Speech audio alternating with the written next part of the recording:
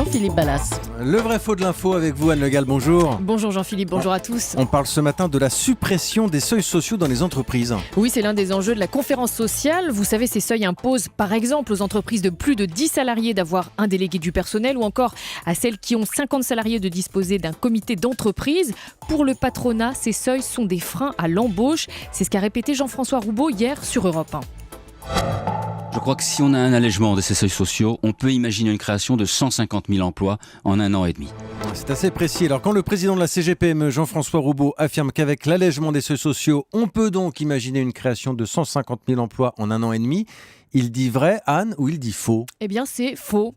En tout cas, si on se fie aux très rares calculs qui ont été menés jusqu'ici, c'est une hypothèse trop optimiste. Pour le vérifier, j'ai d'abord contacté l'INSEE, notre institut de la statistique, dont les experts expliquent qu'il est tout simplement impossible d'évaluer de façon fiable le nombre d'emplois créés avec la suppression des seuils.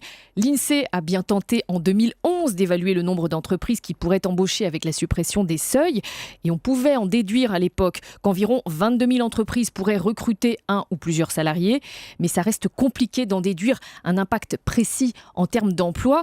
D'autant, précise l'INSEE, que certaines entreprises, les grandes entreprises, peuvent déjà contourner les seuils par la création de filiales. Alors, il sort d'où ce chiffre de 150 000 emplois en 1 an et demi ? Alors en fait, cette hypothèse se rapproche d'un chiffre cité par l'IFRAP, un groupe de réflexion économique libérale qui a calculé que les seuils sociaux empêcheraient la création de 70 000 à 140 000 emplois. Donc quand Jean-François Roubaud parle de la création de 150 000 emplois en 1 an et demi, on voit bien que de toute façon, il est au-dessus de l'hypothèse haute.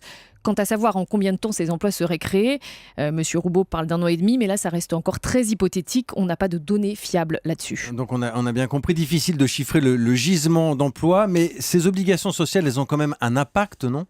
Oui, ça c'est sûr. Hein. On voit que beaucoup de patrons hésitent à embaucher le salarié supplémentaire qui fera basculer la firme dans la catégorie supérieure.